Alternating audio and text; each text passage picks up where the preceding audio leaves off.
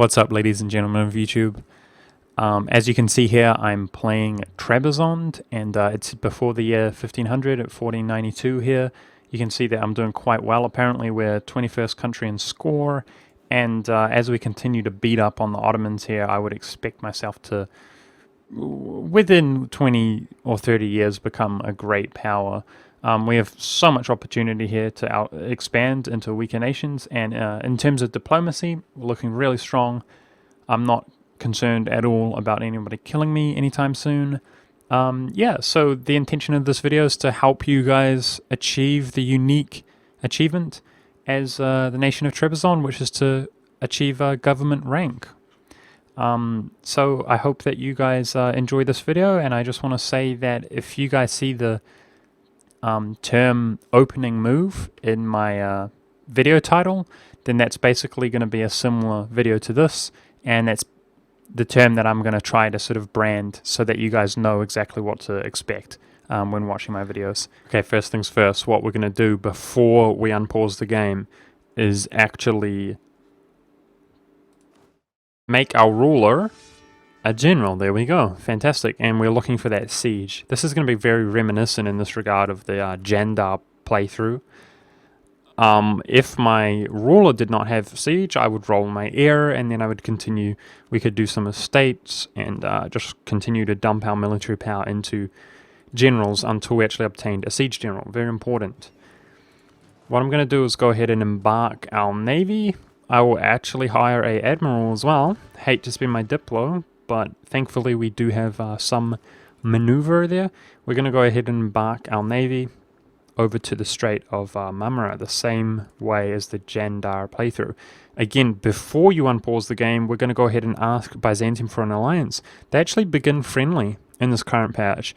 For some reason, I don't know why, they will actually flip from friendly within the first month. So make sure to do that before you unpause the game, is ask for that alliance.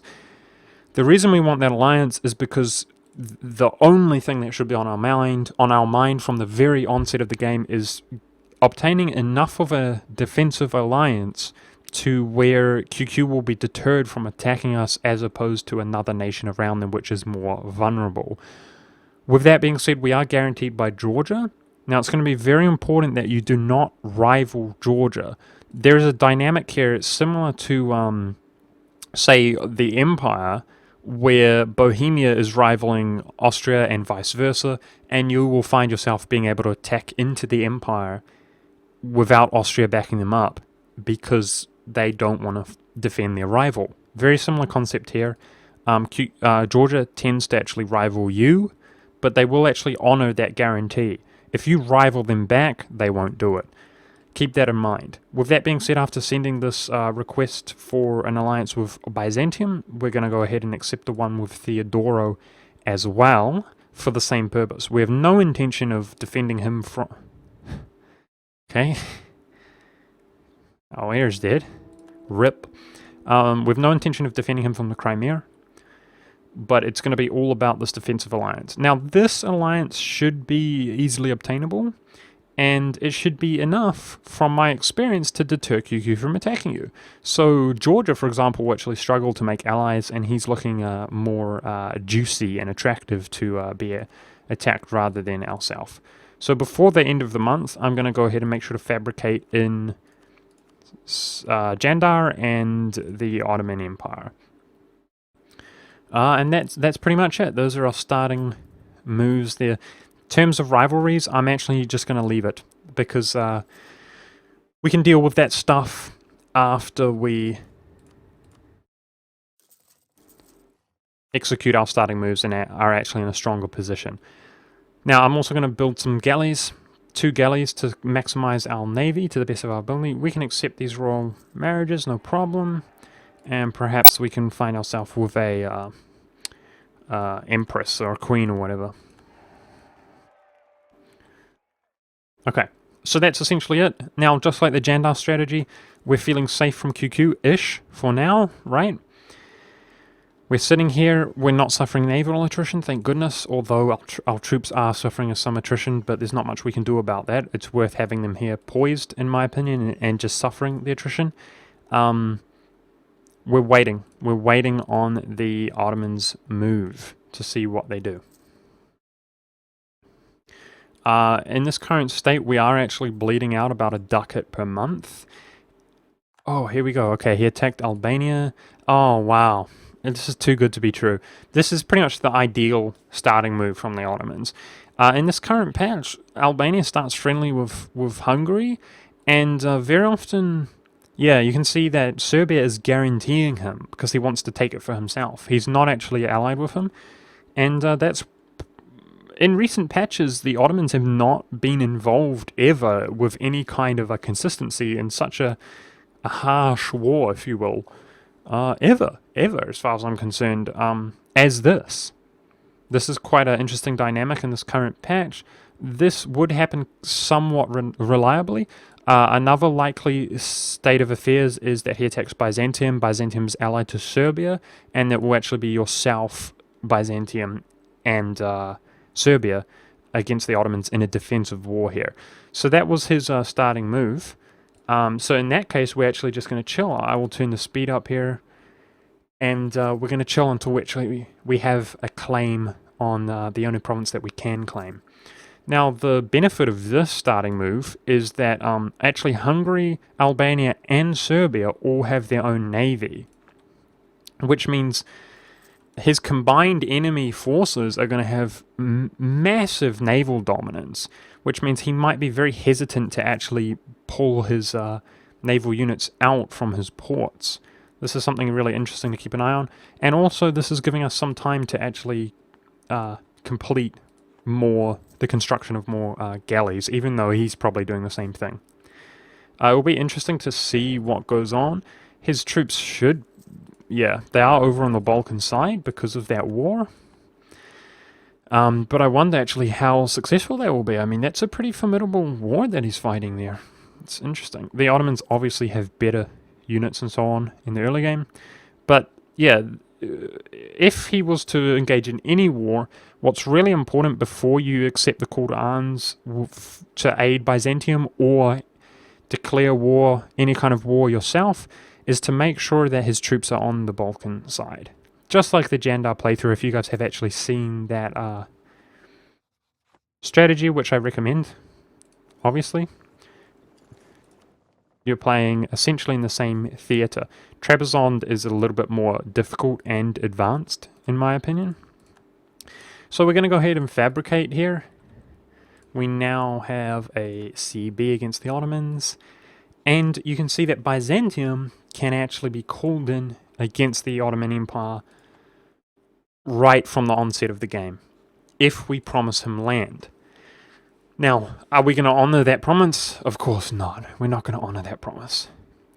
So this, I'm feeling really good about this execution here so far. We called Byzantium in, which means his units here are also helping us in this initial naval battle. After winning that naval battle, that's 5 galleys there. The first move you're going to want to do is actually move over to bigger. And of course, if the Ottomans do not obtain both sides of the strait, they cannot maneuver their troops across the strait if you have naval units stationed here. So that's exactly what we're looking to do. Uh-oh, Byzantium kind of made a foolish move. It's really important that you move here as fast as possible. He engaged here hoping that we would back him up.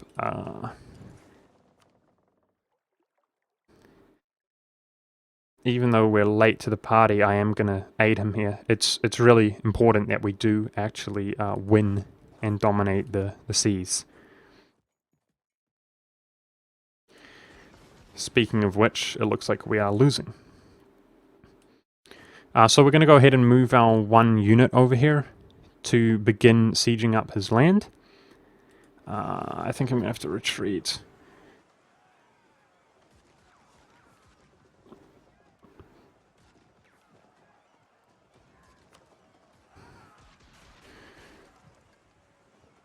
He's not going to lose a ship anytime soon, so I am actually going to retreat my navy, except I don't have the option to. Great. Going to retreat my navy as soon as I do have the option to. And Byzantium was the one who actually had some casualties, not our south. Ah, wow, he actually retreated. So we won. We won that war. Fantastic. Now, this is really intimidating, but if we just win, if Bigger is just sieged over, he's unable to actually cross the strait.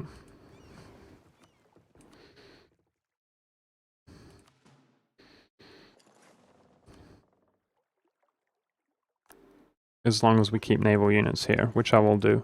I will make sure to repair our naval units. Actually, in this case, let's try to destroy these Ottoman galleys by throwing everything here. Now, interestingly, there's actually a fort in this province, which wasn't there last patch. It wasn't there when I actually created the Jandar playthrough, or starting strategy, which actually complicates things a little bit, because it means that we have to keep one troop here to make sure that Bigger does not return occupation to the Ottoman Empire and allow him to get access over the strait. So I'm going to make sure to keep some troops here at any given time and repair our troops. Now, there is a concern that he can recruit on the Anatolian side, but I hope that I'm not too cocky in saying this. I feel like this is pretty GG for the Ottomans. It's looking pretty grim for him. What I'm going to do while I'm at war is keep a close eye on any of his enemies, and the Mamluks are rivaling him, which is pretty standard at this stage of the game.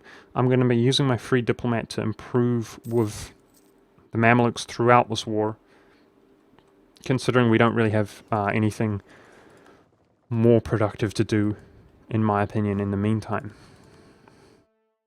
These small victories over his naval units are really key and fantastic there, allowing us to really solidify the naval battle victory.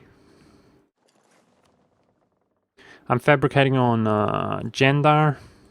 Throughout this war, we're going to go ahead and claim up his land. Byzantium is actually strategically sieging up a good province there, using his units wisely. Now, you might encounter an issue where you're unable to actually recruit from your capital and transport your troops at the same time. That's a very likely scenario, that you can't transport your troops over here to where you need them to be, because of course you need to obtain this siege before he sieges Constantinople's capital, and you could be fighting this war in a fashion where you're actually defending Constantinople or Byzantium from the Ottomans. So what I'm getting at is, at this stage, you can actually hire mercenaries in these occupied provinces, and that's what I'm going to actually recommend you do while your capital city pumps out some naval units, because it's obvious that we're going to have to win the naval battle. So as horrible as it is to our economy, we're actually going to murk up in a position where we are guaranteed to be able to have access. Even if you improve relations with Jandar and get access from them, you can't walk through Ankara, for example. It can't be done.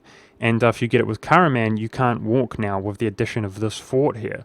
So what I'm getting at is, you actually need these occupations in order to hire mercenaries to make sure that you have 6,000 units in the worst case scenario, and where you're actually sieging up this province yourself.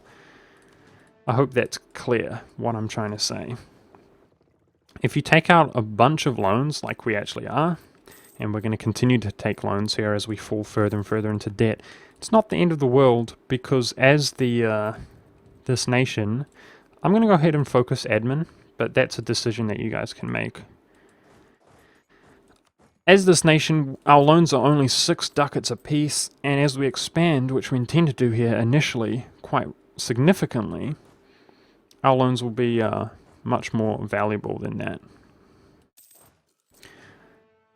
Now, we do have a merchant in Constantinople, and as we begin to make these occupations, we're going to have quite considerably increased trading power there. And obviously, ultimately, we're going to actually make Constantinople our center of trade.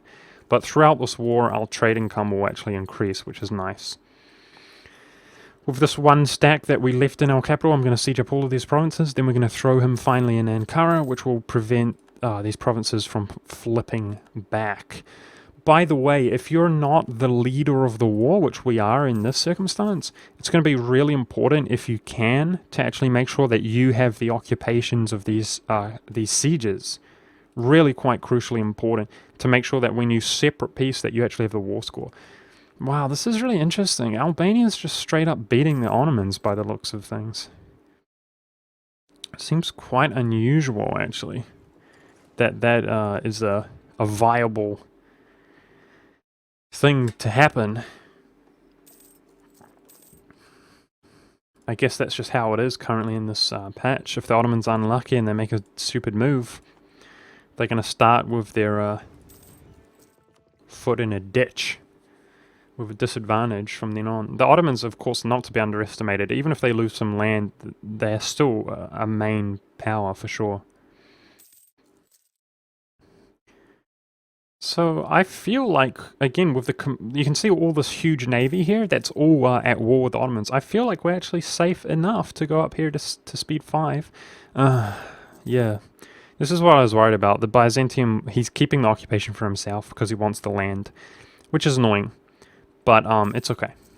If he was leading the war, that's when you would be really irritated with this. Really irritated. If Byzantium was leading the war and you were aiding Byzantium in a defensive war, you're going to want to make sure, like I said, that these occupations are your own. It's going to be really crucial. Again, the Ottomans getting slapped around at sea. Fantastic. That's exactly what we want to see. And that's a good use of his troops there if he's going to help us siege down Ankara. Let's just go ahead and fully occupy the Anatolian region. Already have 52% war score, and the war exhaustion is just going absolutely through the roof of the Ottomans, which is going to make their enthusiasm complete rubbish. They're already medium. Now, QQ has not gone to war yet, which means we're not completely safe yet of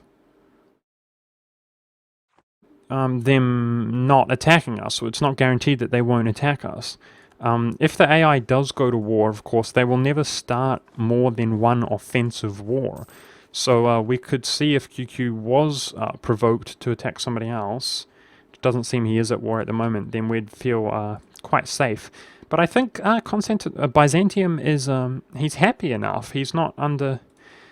His war exhaustion is not really high, and I feel like he would still accept a call to arms. So we're doing really, really well. It's a shame that I didn't get this province here from the occupation, I mean, because, like I said, that would have really increased our trade in Constantinople, but it's whatever. We are winning, and that's what counts. We're going to take the Ottomans' cash at the end of this war, and that's going to allow us to pay off our loans. I think looting is a good thing to do with our troops. Okay. So unfortunately, Jandar has allied Karaman, and that's a really interesting thing to take note of, because as you can see, we're fabricating on Jandar. I intend to just jump straight into war against him. That's going to be our next move. And that's going to mean that we actually have enough troops to handle both Karaman and Jandar, which is a lot by the looks of things. They have 13,000 between them, which is probably going to be a massive detriment, a further detriment to our economy, but there you go. Let's go ahead and speed 5 until Ankara has been fully sieged. Wow, the Ottomans getting double whammied. Wrecked on the Balkan side, wrecked on the Anatolian side. Crazy. It's madness. And there we go. QQ attacks Georgia. So we're at least safe for the meantime while that war plays itself out. Awesome. So this is... yeah,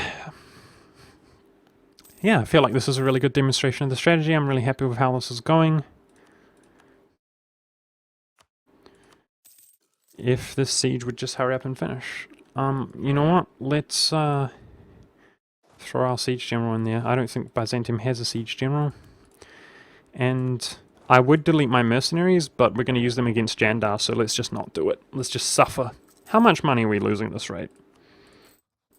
more than 2 ducats a month. That's rough. But it's okay.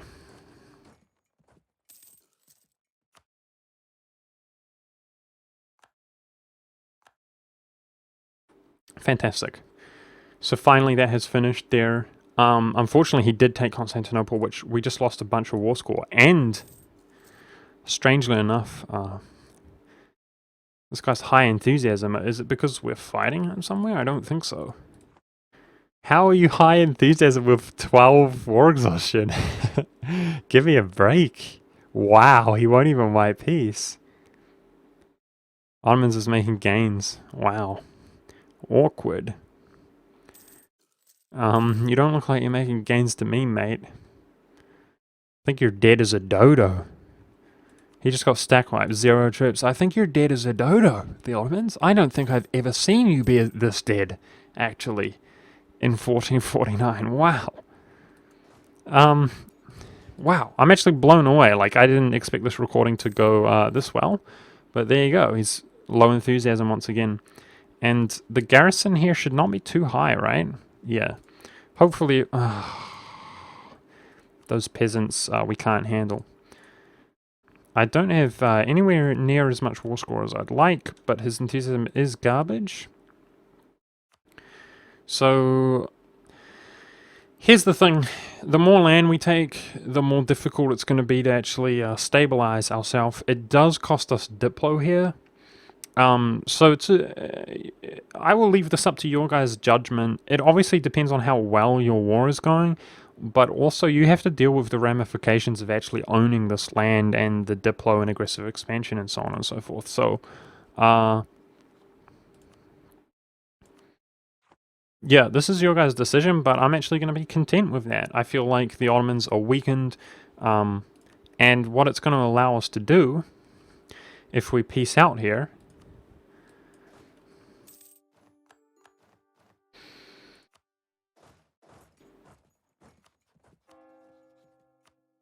I'm going to go ahead and put a missionary here, which we're praying, guys. I'm confident this is going to work, but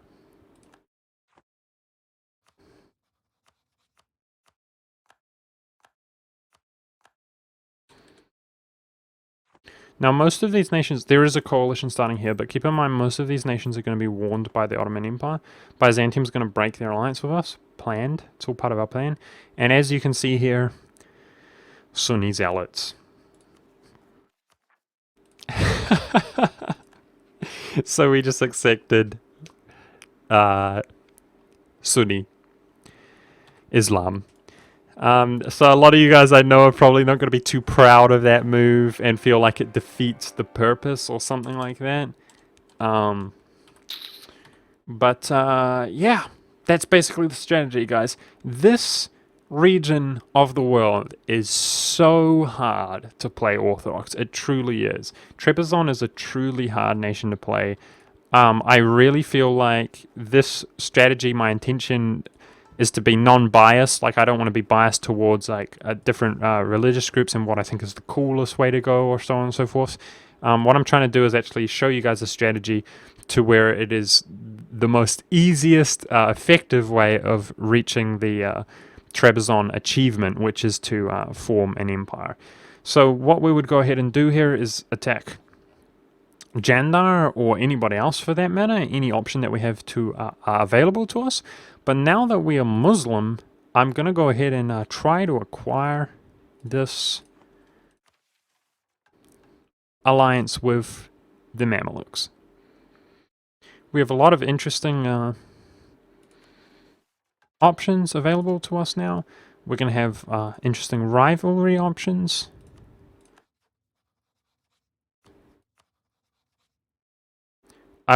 We have to be really careful not to rival somebody who's allied to the Mamelukes and destroy any hope that we have of allying them. The alliance should be fairly easily obtainable as our aggressive expansion diminishes. So we're going to look at other options like the Golden Horde in the Crimea for allies as well.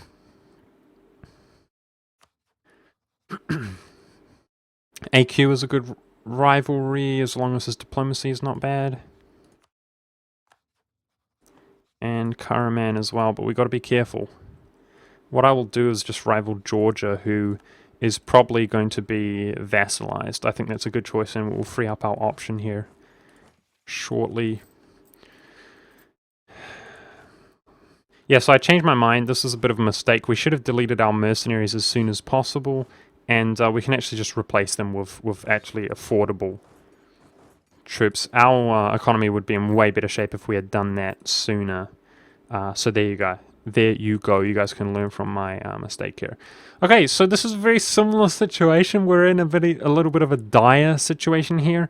What I recommend you guys do in hindsight, like I executed this really quite easily here, this recording. I expected to have a few more troubles.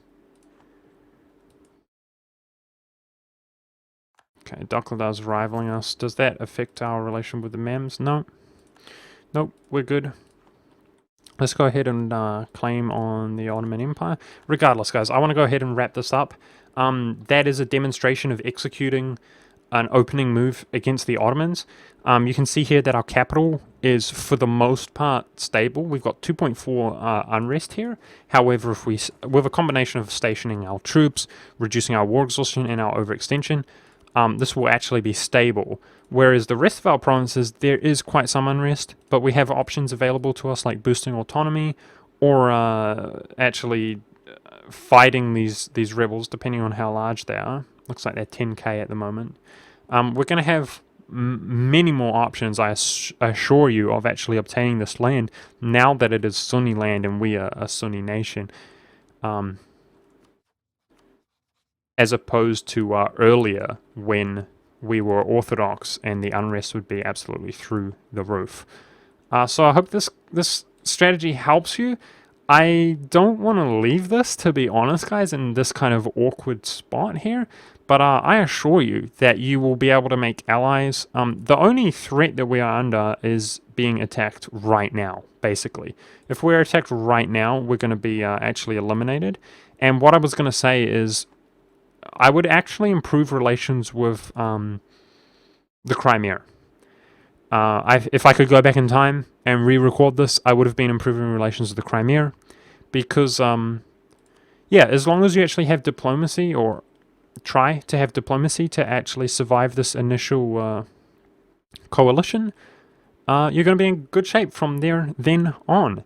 And this actually has got me, I'm feeling like I want to play this game out myself. Anyways, guys, I hope that this benefits you. I hope that this allows you to actually obtain the achievement yourself. And I hope you guys enjoyed. This shall forever be known as the Trebizond strategy. Thanks for watching, guys. Alright, guys, I just wanted to add an addition on the end of the video. I wasn't actually satisfied with how that ended there because we weren't in a good spot. I don't want to actually go through and record the entire recording process once again in all of those explanations. But I was not happy with the result. So instead, what I've actually done is just basically do the strategy nice and chill once again, but this time not recording and explaining all this stuff. This time around, you can see that we're actually fighting in a war where Byzantium is leading the war and we're aiding him in a defensive war, Serbia and myself.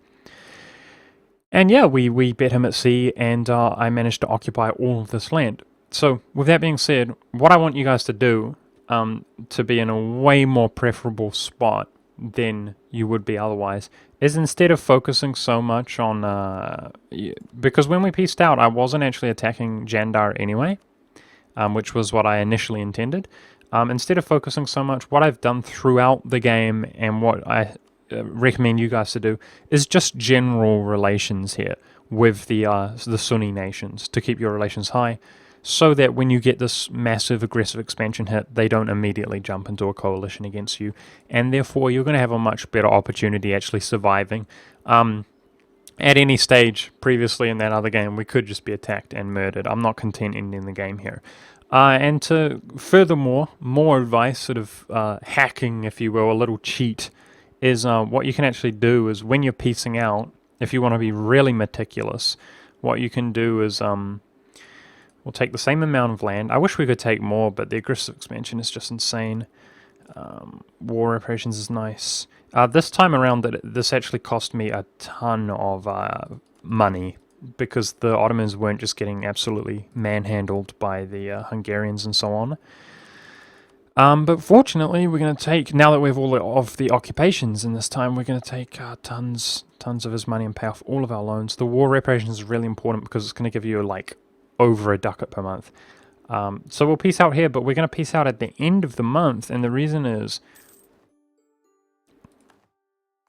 why is because when we throw down a missionary here, it will allow us to, it should actually, there we go, change the rebels, the form of rebels when the month ticks over, and therefore we can really quickly transition into being Sunni. And actually, there, did you see that? If you watch closely, we had -9 relations and boom, up to 62, because we went from a neighboring heathen to the same religion.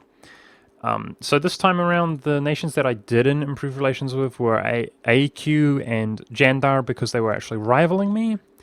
And although this guy's hostile and he does have 50 aggressive expansion, and this nation can totally join a coalition, perhaps if we're lucky in a month, this guy will no longer be hostile because our relations are so high with him.